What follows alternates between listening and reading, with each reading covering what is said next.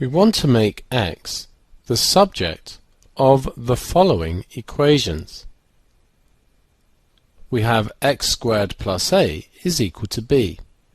Start by subtracting a from both sides. Subtracting a from the left gives x squared. Subtracting it from the right gives b minus a. If x squared is b minus a, x must be plus or minus the square root of b minus a.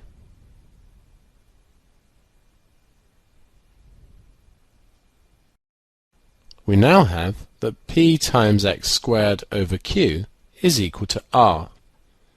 Let's start by multiplying both sides by q.